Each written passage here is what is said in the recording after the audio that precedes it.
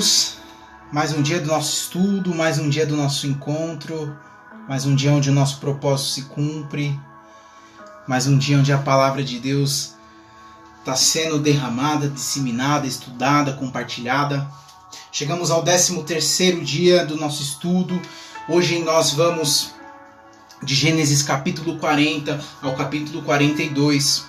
Vimos ontem grandes histórias de Deus, mas antes de entrar na palavra, eu clamo a Ti, Espírito Santo, vem sobre nós, vem nesse lugar, Pai, vem sobre cada pessoa, vem sobre cada família, vem sobre cada família representada, Pai, por cada estudo que está aqui, Pai.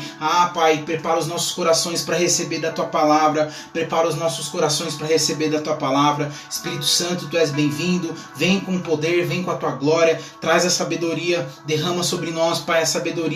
Vem com conhecimento, traz a nós a revelação da Tua palavra, traz a nós a direção da Tua palavra em nome de Jesus, Pai. E separa, Senhor, prepara o nosso coração. Nesse momento nós entregamos nossos corações como uma terra boa, para que as Tuas sementes venham e deem frutos, e frutos que permaneçam. Assim é a Tua palavra, assim é a Tua palavra, assim nós oramos em nome de Jesus.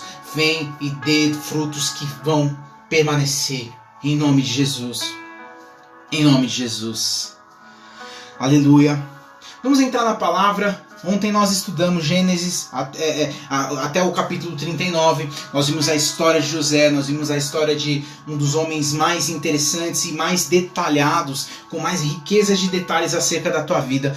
Talvez nós vimos aqui, talvez Moisés e Davi sejam os homens na Bíblia que sejam mais relatados no Antigo Testamento, junto com José. Então nós vimos a importância desse homem. Nós entramos aqui na última história, na história do último personagem bíblico antes de Moisés, com maior referência, com maior poder. Nós vimos o quanto ele é reto, nós vimos o quanto ele é justo, nós vimos que ele caminha com Deus, nós vimos que ele é um homem que nos ensina a vencer o pecado, que nos ensina a vencer as tentações, porque caminha com Deus. É um homem que está próximo do Senhor, é um homem que está totalmente alinhado aos planos de Deus, e por isso ele vence, e por isso ele permanece. Então ele nos ensina que quanto mais próximos do Senhor, quanto mais próximos de Deus, mais próximos e mais propícios a fugir e conseguirmos vencer o pecado nós estaremos. Então nosso lugar é longe das tentações, é longe daquilo que nos afasta da presença de Deus. Esse é talvez o maior ensinamento que José nos deixa aqui no capítulo 39. E nós vimos um homem então que foi humilhado, que foi maltratado, que foi menosprezado, que foi visto como um mero sonhador, ser vendido como escravo, até menos do que um escravo, porque um escravo naquela época valia cerca de 30 moedas de prata. Vale lembrar que José foi vendido por 20, então ele foi vendido por menos que um escravo, e mesmo assim ele continua sendo próspero, mesmo assim o Senhor continua honrando. Isso nos mostra que as circunstâncias não fazem diferença para o Senhor. Onde quer que você esteja vivendo, onde quer que você esteja agora passando pelas coisas da tua vida, independente de qual seja a tua circunstância, independente de qual sejam as tuas dificuldades, o Senhor olha para você e o Senhor sabe o sonho que tem derramado sobre você, o Senhor sabe dos propósitos que tem para a tua vida. Permaneça, seja fiel, o Senhor vai te honrar em nome de Jesus.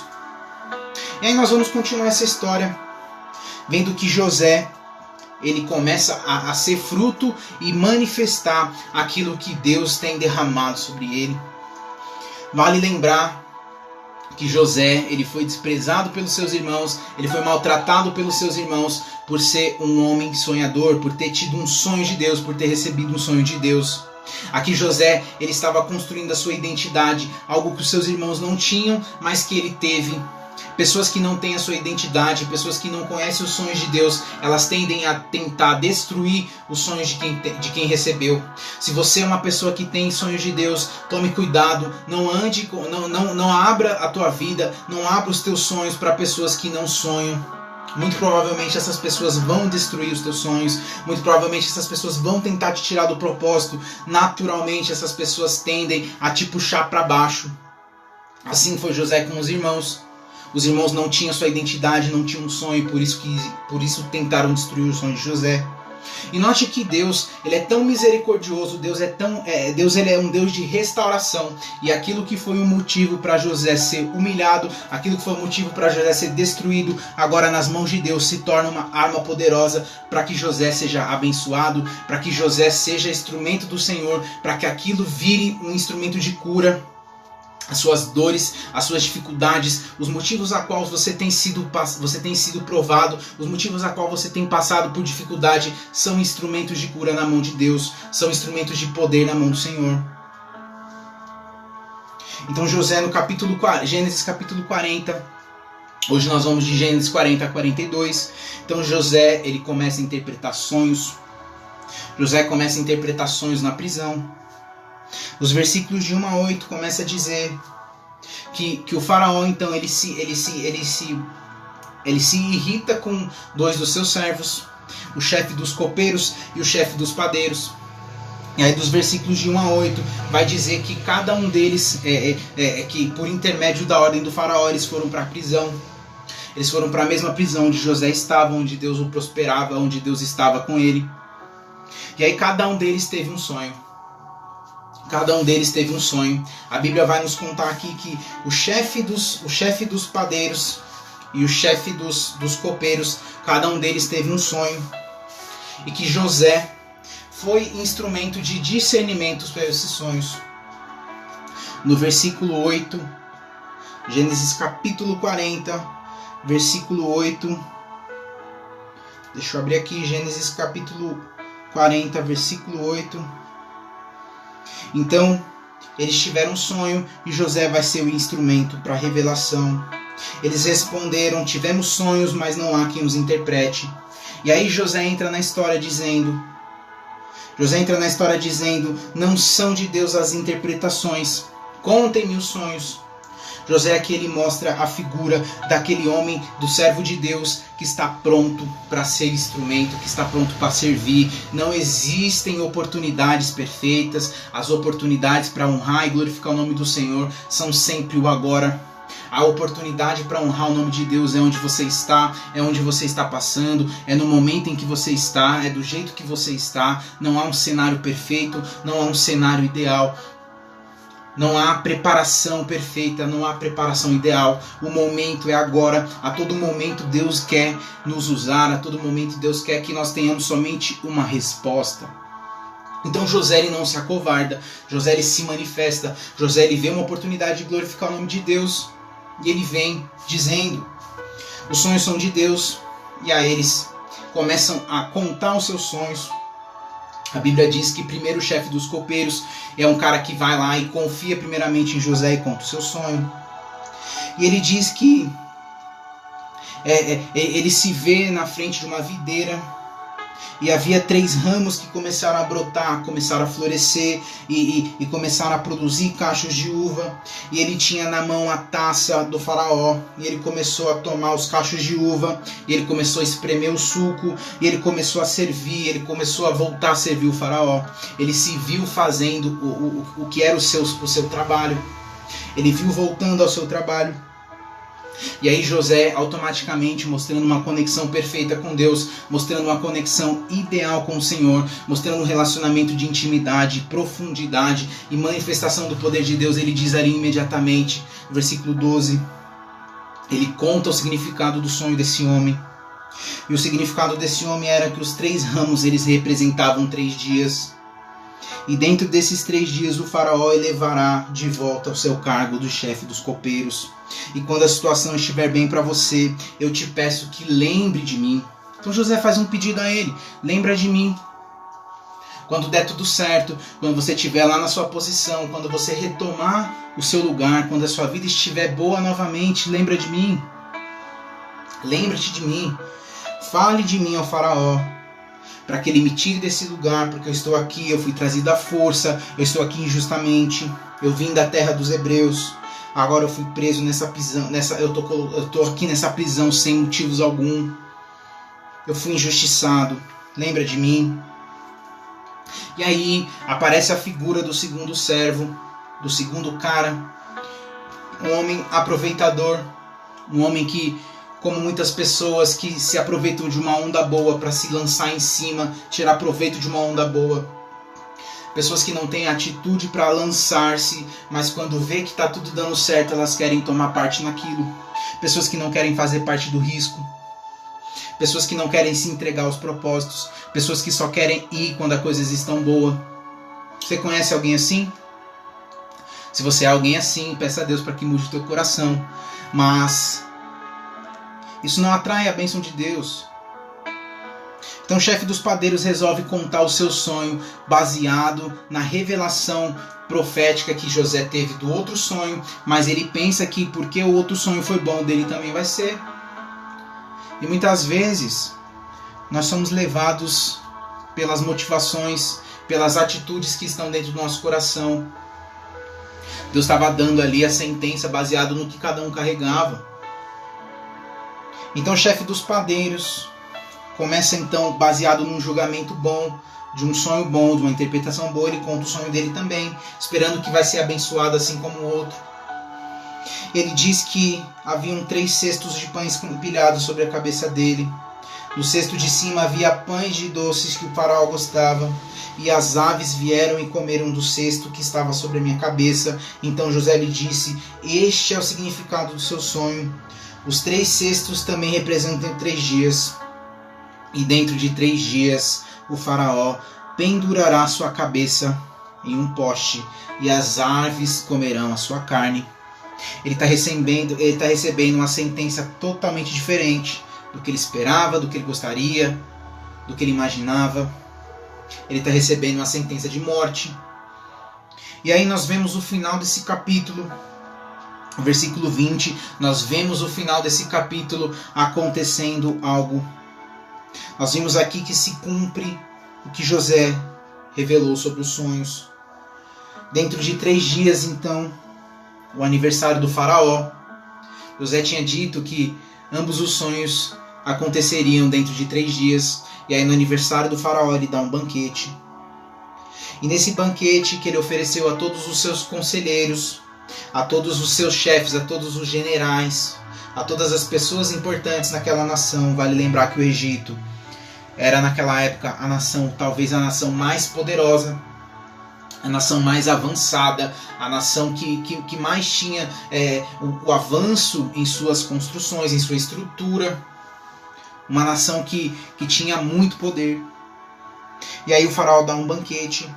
E na presença dos seus conselheiros, ele reapresentou cada um dos chefes. Ele reapresentou o chefe dos copeiros e o chefe dos padeiros. Ele os trouxe de volta da prisão. E ele restaurou a posição do chefe dos copeiros, de modo que esse voltou a ser aquele que servia a taça do faraó. Ou seja, ele tinha uma importância, ele tinha um lugar, um acesso muito grande, muito privilegiado. Ele tinha um acesso importante ao faraó. Ele volta a servir o vinho, ele é o homem de extrema proximidade ao faraó. Agora no versículo 22 diz que o chefe dos padeiros ele mandou enforcar, como José havia dito na revelação, na sua interpretação do sonho. Então acontece de maneira perfeita, mostra aqui a perfeita comunhão e a perfeita aliança que José estava ali com o Senhor. O chefe dos copeiros, porém, não se lembrou de José, ao contrário, ele se esqueceu dele. Muitas vezes nós recebemos uma bênção e vamos embora. Muitas vezes nós recebemos uma bênção e não reconhecemos as pessoas, o Senhor, as pessoas que pagam um preço por nós naquela questão. O capítulo 41 vai continuar mostrando o agir de Deus na vida de José. Agora, por sua vez, então, vai dizer que passaram-se ainda 2 anos. Passaram-se 2 anos, José continua 2 anos lá na cadeia. Nesse período o faraó começou a ter sonhos. E o faraó então ele tem um sonho ele tem o primeiro sonho onde 7 vacas gordas e haviam 7 vacas magras. As 7 vacas magras, elas vêm e começam a comer as 7 vacas gordas. E aí nesse período ele acorda. A Bíblia relata que ele volta a deitar. E quando ele volta a deitar, ele tem um novo sonho. Ele sonha agora que 7 espigas estão cheias. Elas cresciam em um mesmo talo. Mas em seguida apareciam outras 7 espigas, todas murchas, ressecadas, destruídas, e elas eram queimadas pelo fogo, pelo vento leste.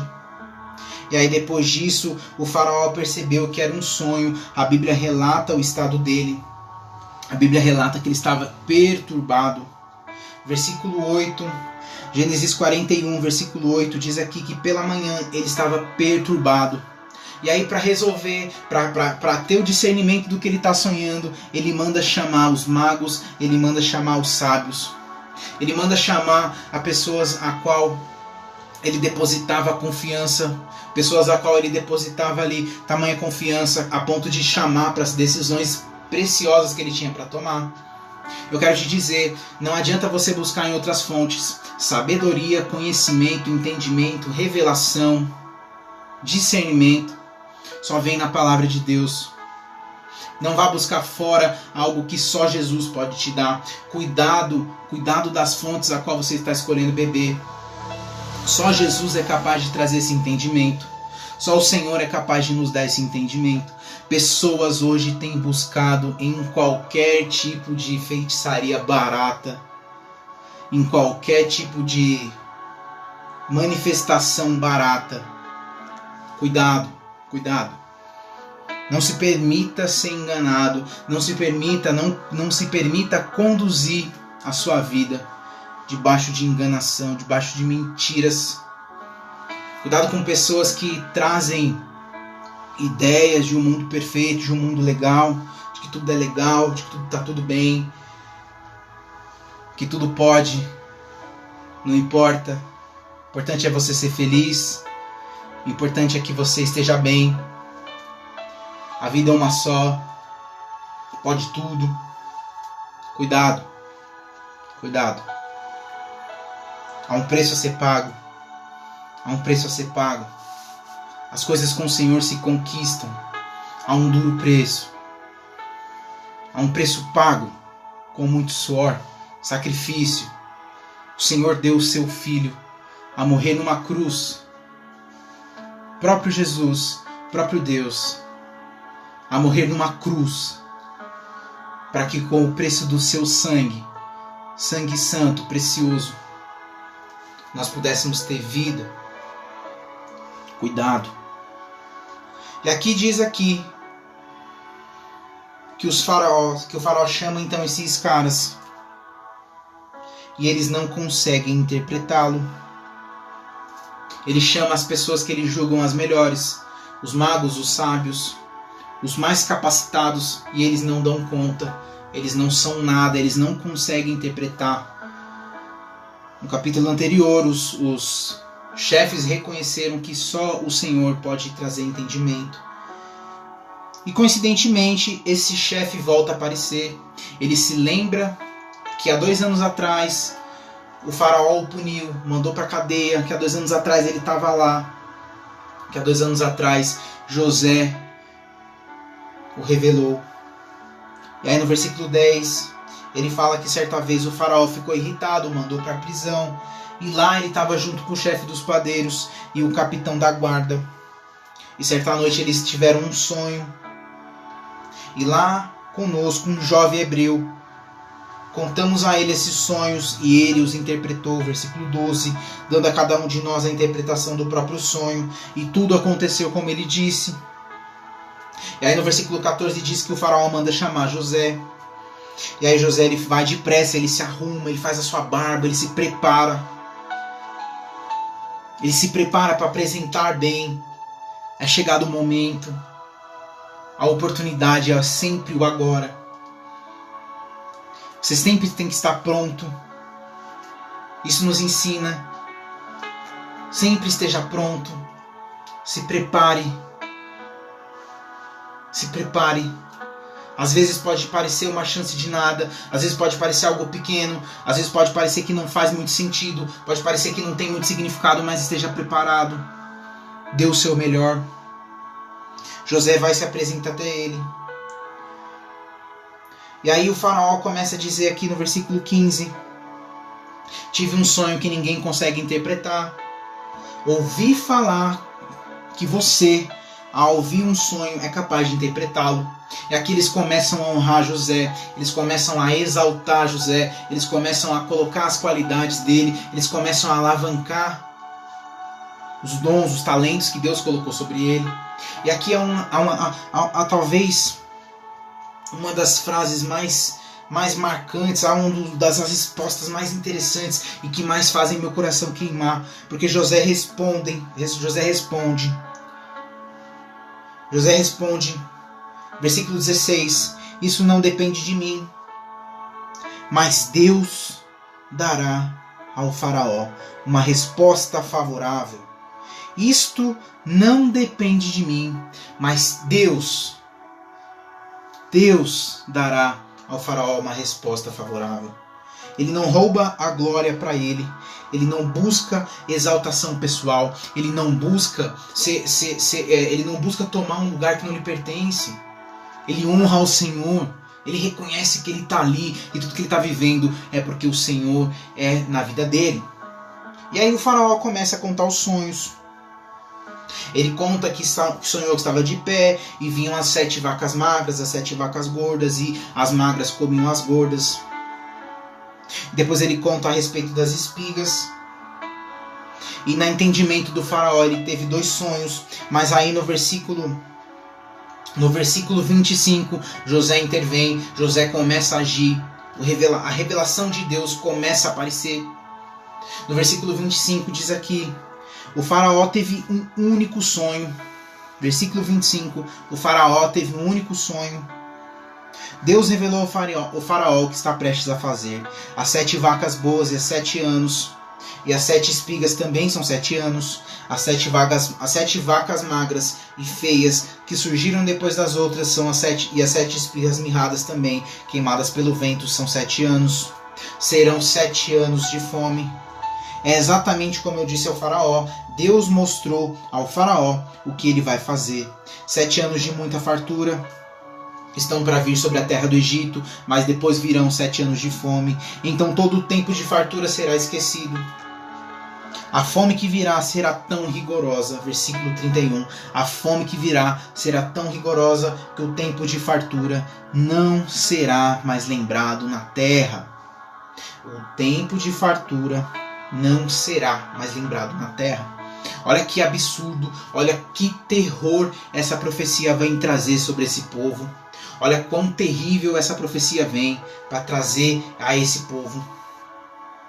E aí o versículo 32 diz que o sonho veio ao faraó 2 vezes porque a questão já foi decidida por Deus e se apressa ele em realizá-la. Ou seja, Deus já tinha determinado o que vai acontecer, Deus já tinha decidido que a sentença já foi tomada.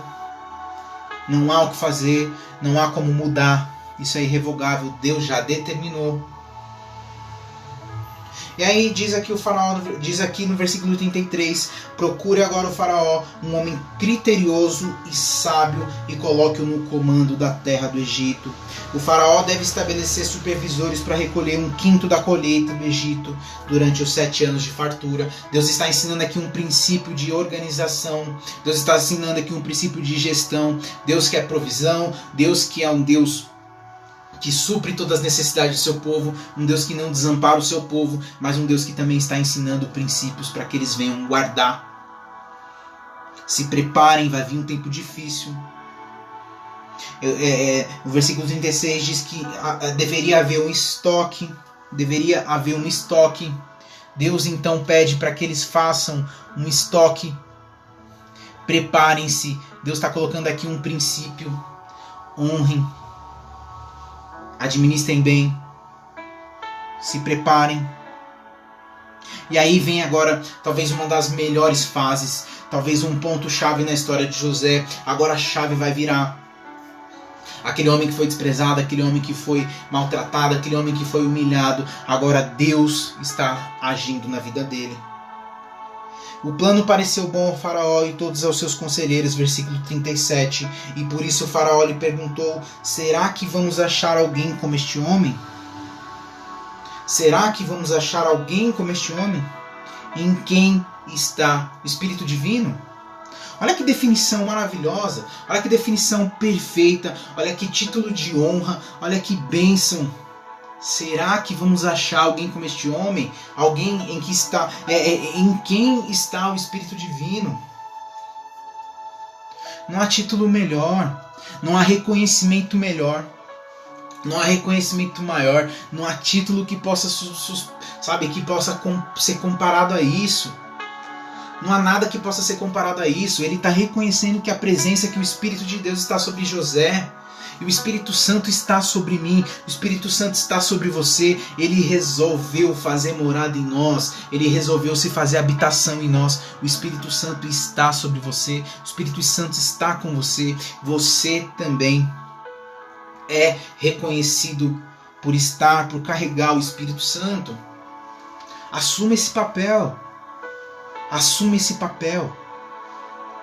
Você também é responsável por carregar o Espírito Santo. E aí ele continua dizendo: uma vez que Deus lhe revelou todas essas coisas, não há ninguém tão criterioso e sábio como você. Você terá o comando do meu palácio e todo o meu povo se sujeitará às suas ordens. Somente em relação ao trono serei maior que você. Somente em relação ao trono eu serei maior que você. José então passa de ser o homem humilhado, o homem que foi vendido, o homem que foi preso injustamente, o homem que que tentaram ter a sua imagem manchada. Agora ele é colocado somente abaixo do homem mais poderoso de todo o reino. José passa a ser o segundo homem mais importante de todo o Egito. Olha só a restauração. Olha só a restauração do sonho que Deus está dando para ele. No meu primeiro livro, no meu primeiro e-book, chama A Restauração dos Sonhos. E o primeiro capítulo eu falo muito sobre identidade, eu falo muito sobre reconstrução, eu falo muito sobre esse processo de se permitir ser reconstruído por Deus, desse processo de se encontrar, de se estabelecer em Deus. E José é o maior exemplo disso. Eu te convido a baixar esse livro, a baixar esse e-book de forma gratuita. Tá aí nas minhas redes sociais, eu sempre deixo o link na descrição desse vídeo. Eu vou deixar também um link de acesso para que você possa ir lá e baixar esse livro, você possa ler, possa compartilhar, possa abençoar e ser abençoado. A restauração dos sonhos. José está vivendo a restauração. Deus vai restaurar na tua vida, Deus vai restaurar os teus sonhos, Deus vai restaurar os sonhos de Deus na tua vida, os propósitos, a tua identidade, o teu chamado, o teu caráter. Deus vai restaurar. Deus restaurou com José. Olha onde Deus está colocando esse homem. E o faraó ele continua dizendo aqui no versículo 41, eu entrego a você todo o comando de toda a terra do Egito. E em seguida o faraó tirou do seu dedo o anel de selar e colocou no dedo de José e mandou vestir de linho fino e colocou uma corrente de ouro em seu pescoço. Ele dá o anel de autoridade, ele dá vestes de linho fino e ele dá um colar de ouro. Ele restaura a presença, ele restaura a autoridade, ele entrega uma posição de nobreza. Vale lembrar que lá atrás os irmãos competiram, os irmãos invejaram, os irmãos estabeleceram um princípio de ódio contra José por uma túnica de linho, por uma túnica diferenciada. E agora José recebe uma nova túnica. Eu vejo Deus trazendo para José aquilo que foi perdido, aquilo que foi tomado, aquilo que por um motivo foi algo específico para que ele fosse perdido. Agora vejo Deus restaurando, Deus dando algo mais.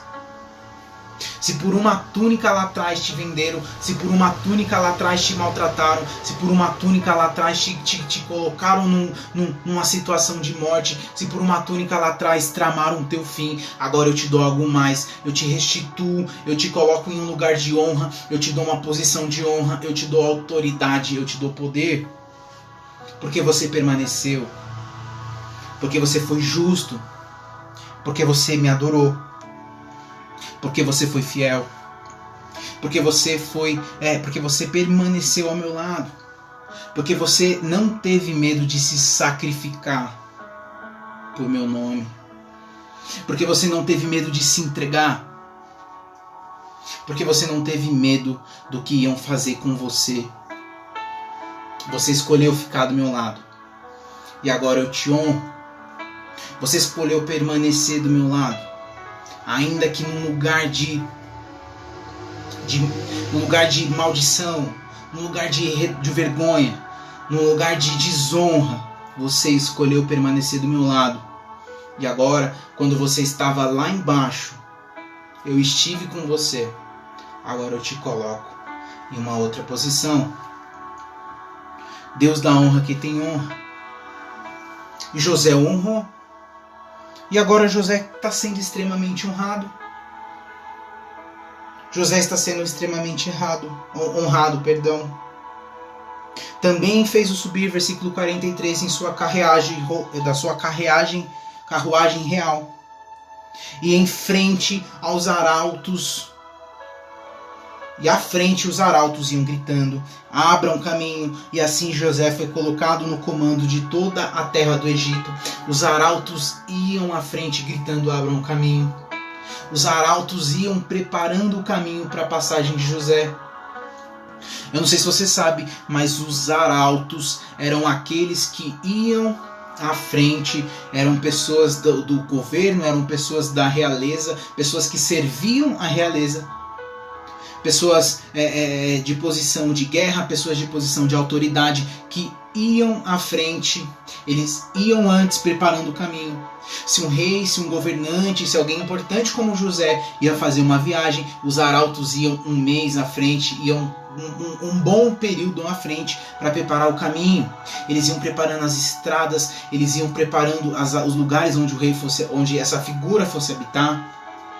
Nós vimos na Bíblia, nós vimos na palavra de Deus, João Batista sendo a figura do arauto, o arauto do Senhor, aquele que veio para preparar o caminho, o que veio para preparar o caminho para a vinda de Jesus. E você é também um arauto, porque nós estamos aqui, o nosso papel aqui, a nossa obrigação aqui é preparar o caminho para a vinda de Jesus. E nós fazemos isso através do conhecimento da palavra. Nós fazemos isso ao compartilhar a palavra. Nós fazemos isso ao instruir vidas à palavra de Deus. Nós fazemos isso quando nós abrimos o nosso ouvido para ser instrumento de Deus. Quando nós abrimos a nossa boca para ser instrumento de Deus. Quando nós abrimos os nossos olhos para ser instrumento de Deus. Quando nós abrimos os nossos corações para ser instrumento de Deus. Então, ele continua sendo honrado. E o faraó no versículo 44 diz que eu sou o faraó, mas a sua palavra ninguém poderá levantar a mão nem o pé em todo o Egito. Mas sem a tua palavra ninguém levantará a mão nem o pé sobre o Egito.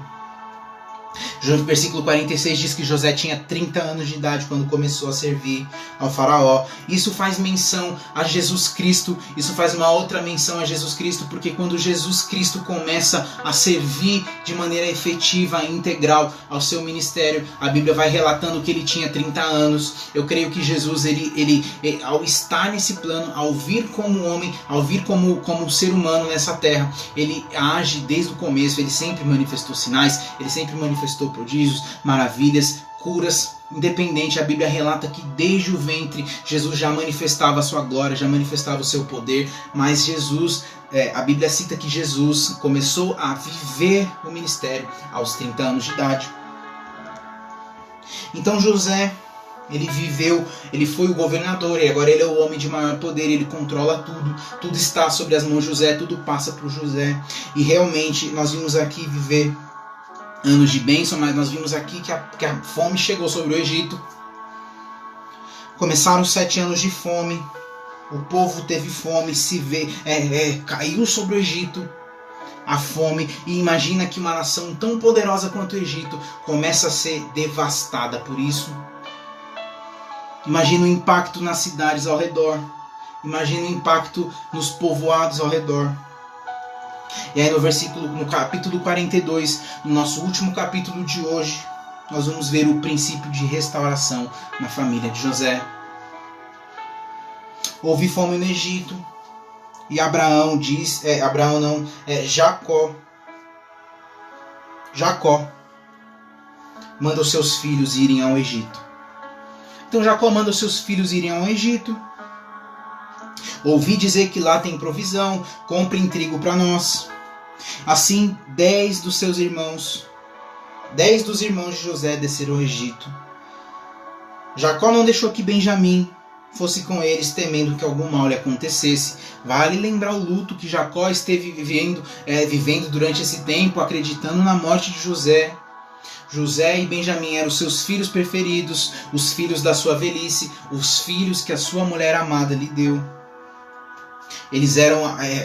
Benjamim passou a ser tudo que ele tinha, passou a ser toda a lembrança que ele tinha da sua mulher amada. Mas no versículo 6, Gênesis 42, versículo 6, nós vamos ver o cumprimento da promessa, nós vamos ver o cumprimento dos sonhos de Deus, independente do tempo, independente das circunstâncias, não importa o tempo, não importa o que tem passado, não importa quais são as barreiras que se levantam, seja fiel, permaneçam, porque os sonhos que Deus tem sobre a sua vida vão se cumprir. Versículo 6, Gênesis 42, versículo 6 diz que José era o governador do Egito e ele era que vendia trigo a todo o povo da terra. Então por isso, quando os irmãos de José chegaram e curvaram-se diante dele com o rosto em terra. José reconheceu seus irmãos logo que os viu, mas agiu como se não os conhecesse e lhes falou asperamente: de onde vocês vêm? E responderam eles: da terra de Canaã, para comprar comida. Então José reconheceu seus irmãos, mas eles não o reconheceram. E lembrou então do sonho que tivera a respeito deles e lhes disse: vocês são espiões, vieram para ver onde a nossa terra está desprotegida. Para lembrar o porquê José foi vendido. José foi vendido porque teve um sonho. José foi vendido porque recebeu um sonho de Deus e manifestou isso aos seus irmãos. José manifestou isso à sua família. José foi vendido porque transmitiu o seu sonho à família. José foi vendido porque compartilhou com a sua família os sonhos e os seus irmãos tiveram ódio deles. Os seus irmãos tiveram inveja. Pessoas que não sonham destroem o sonho de pessoas que sonham. Pessoas que não têm a sua identidade tentam desconstruir a identidade dos outros. Se você tem sonhos de Deus, se você reconhece as promessas de Deus sobre a sua vida, cuidado com quem você abre isso, cuidado com quem você compartilha isso. Esteja próximo de pessoas que vão ser instrumento de Deus na sua vida. Porque o Senhor, Ele se agrada disso. O Senhor, Ele se agrada de quem é instrumento. O Senhor se agrada de quem caminha debaixo dos mesmos propósitos. Não caminhe segundo o seu próprio entendimento. José pagou um preço por viver segundo o entendimento dos seus próprios irmãos. José confessou os sonhos aos irmãos. José compartilhou com seus irmãos os sonhos e José pagou um alto preço por isso. José pagou um alto preço por isso. Os seus irmãos o odiaram.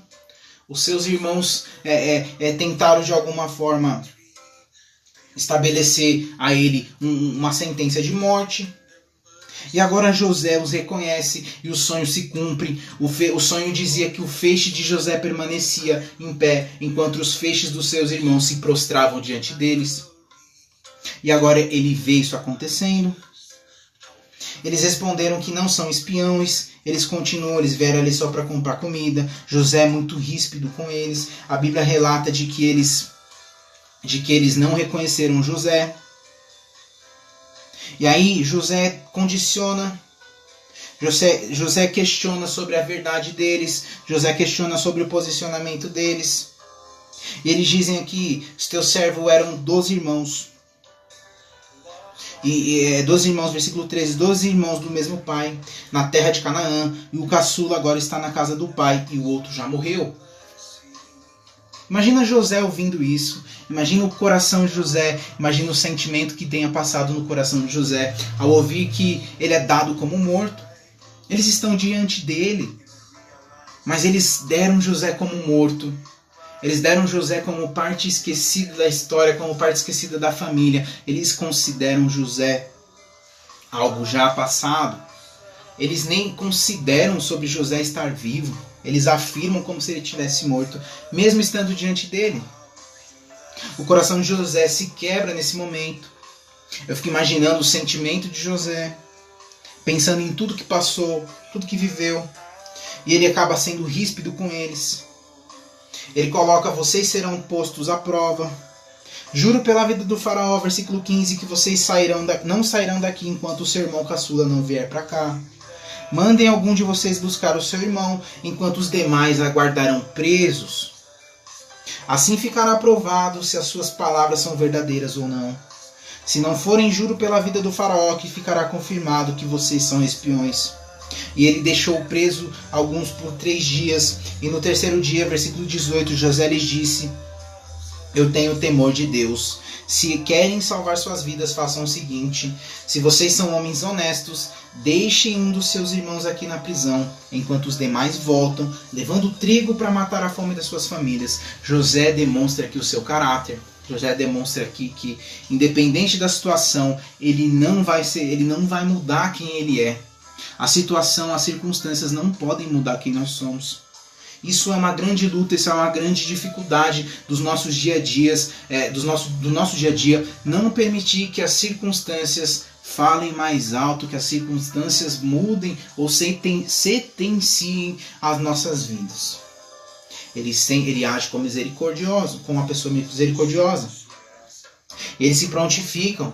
Certamente estamos sendo punidos pelo que fizemos ao nosso irmão. Eles começam a lembrar do que fizeram com José. Vimos como ele estava angustiado quando nos implorava por sua vida, mas não lhe demos ouvidos, versículo 21. Por isso sobreveio essa angústia. Eles estão pagando, eles estão sentindo um preço, eles estão sentindo aquilo que eles causaram a José lá atrás. Rubem respondeu: eu não lhes disse que não matassem o menino? Mas se vocês não quiseram me ouvir, e agora teremos que prestar contas do seu sangue. Eles estão sentindo como se fosse realmente uma prestação de contas. Eles estão sentindo aqui que as contas estão sendo... que o tempo da conta deles chegou. A visitação da justiça do Senhor está sobre eles. E eles começam a se sentir mal. E eles porém, versículo 23, não sabiam que José podia compreendê-los, pois ele lhe falava por meio de uma intérprete. Eles estavam conduzindo, eles começaram a discutir entre eles: cara, nós estamos fazendo isso, nós estamos pagando o preço por aquilo que nós fizemos ao nosso irmão, mas olha só o que está acontecendo. E eles começaram a ficar muito angustiados, e José estava diante deles. José estava ouvindo, José estava vendo que eles estavam de uma certa forma arrependidos, ou pelo menos com remorso do que fizeram. Aí nisso, no versículo 24, diz que José retirou-se e começou a chorar, mas logo depois voltou e conversou de novo com eles. E aí então ele escolheu Simeão e mandou acorrentá-lo. Ele ficou preso, e aí os irmãos voltam para Canaã. Os irmãos voltam levando trigo, levando os mantimentos. E aí José faz um teste. José ele dá a ordem de que coloquem as moedas de volta nas bagagens deles. José começa a questionar, José vai testá-los. E aí quando eles param para pernoitar, vale lembrar que era uma viagem longa, eles começam ali, no momento ali que eles começaram a pernoitar, eles veem na bagagem deles que as moedas estão lá. Eles veem que a bagagem estão lá. E aí no versículo 18, no versículo 28, ele disse, no versículo 28... um deles abre a bagagem e diz a seus irmãos: devolveram a minha prata, está aqui em minha bagagem. Seus corações se encheram de pavor e tremendo disseram uns aos outros: que é isto que Deus fez conosco? Eles começaram a sentir medo, eles começaram a sentir que vão ser penalizados. É como se eles dessem a palavra deles e a palavra não está sendo cumprida. É como se eles tivessem desfeito a palavra deles. Esse é o pensamento que vem. E ao chegarem à casa de Jacó, versículo 29, eles relataram tudo o que lhe aconteceram, dizendo: o homem que governa aquele país falou asperamente conosco e nos tratou como espiões da terra. Mas nós lhe asseguramos que somos homens honestos. Dissemos também que éramos 12 irmãos, filhos do mesmo pai, e que um já havia morrido, e que o caçula estava com o pai em Canaã. Então o homem que governa aquele país nos disse: vejamos se vocês são honestos. Um dos seus irmãos ficará aqui comigo, e os outros poderão voltar e levar mantimentos para matar a fome das suas famílias.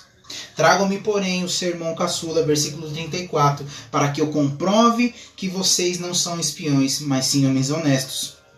Então lhe devolverei os irmãos e o autorizarei a fazerem negócios nessa terra. Ao esvaziarem as bagagens, versículo 35, eles encontraram dentro da bagagem que cada um estava cheio de sua prata. E quando eles e seu pai viram as bolsas cheias, eles ficaram com medo.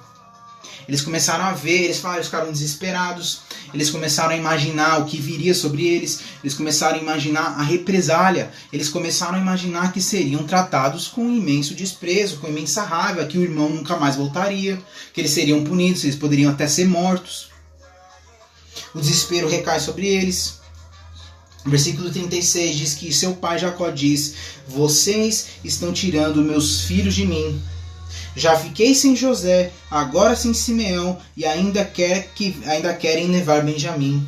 Tudo está contra mim. Jacó começa a sofrer, Jacó começa a reclamar, Jacó começa aqui a se lamentar. Está tudo contra mim, está tudo acabado. Já levaram o meu filho, já perdi José, agora eu perdi Simeão, agora estão querendo levar Benjamim. E aí então Rúben, a figura do resgatador, aquele filho que lá atrás errou com o pai, que deu mancada, que tenta de alguma forma restabelecer essa relação, ele se manifesta mais uma vez. Pode matar meus 2 filhos, versículo 37, se eu não o trouxer de volta, deixa-os aqui aos meus cuidados e eu o trarei. Vale lembrar na história de José, quando eles resolvem, quando eles estão com o plano de matá-lo, Rúben intervém e ele dá a ideia de jogá-lo no poço porque ele queria restaurá-lo. Ele pensou que ao jogá-lo no poço, os irmãos iam esquecer e iam embora. E ele vinha restaurá-lo. A Bíblia relata que ele rasga suas vestes, que ele rasga as vestes quando ele não consegue fazer isso. A culpa e o remorso estavam sobre ele. E ele quer ser o resgatador. Ele é o irmão mais velho, o primogênito. Ele quer restaurar, ele assume esse papel, é uma característica dele. E aí no versículo 38 a Bíblia termina dizendo: o pai respondeu: meu filho não descerá com vocês. Seu irmão está morto e ele é o único que resta. Se qualquer mal que lhe acontecer na viagem que estão por fazer, vocês farão estes meus cabelos brancos descerem à sepultura com tristeza. Aqui Jacó mostra tremendo pesar. Jacó tem 11 filhos vivos. Na verdade Jacó tem os 12, mas ele reconhece os 11 porque ele não sabe que José está vivo. Ele não sabe que José está vivo e ele tem 11 filhos. Ele tem 11 filhos vivos, mas ele teme pela vida de um. Ele tinha 2 preferidos, ele perdeu um, mas agora é como se ele sobrasse só um. Versículo 38 termina dizendo: meu filho não descerá com vocês, ele é o único que me resta.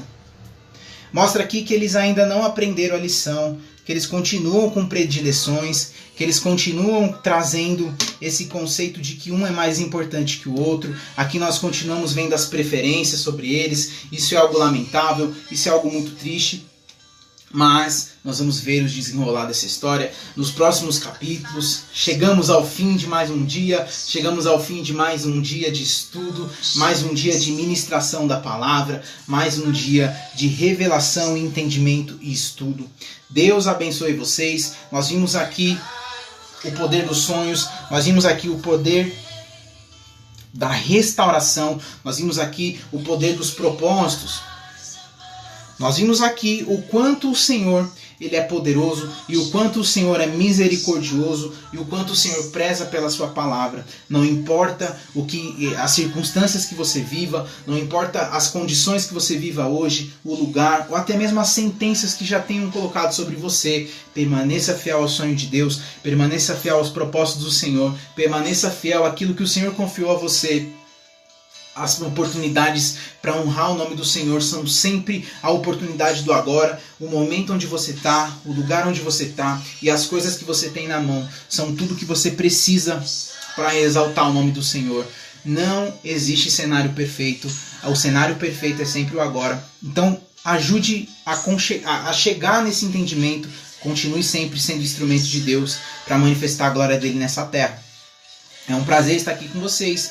Muito obrigado a todos aqueles que têm continuado, que têm permanecido. Não é fácil, eu sei que exige aí um tempo e um sacrifício para que a gente possa vir estudar a palavra, mas permaneça fiel, permaneça com o Senhor. Vai dar tudo certo, o Senhor vai te abençoar, o Senhor vai trazer grandes propósitos à sua vida. Continua me ajudando a compartilhar esses vídeos, me ajuda a chegar e alcançar outras pessoas, em nome de Jesus. Vocês fiquem na paz e com o amor de Cristo. Amanhã tem mais vídeo, amanhã tem mais conteúdo.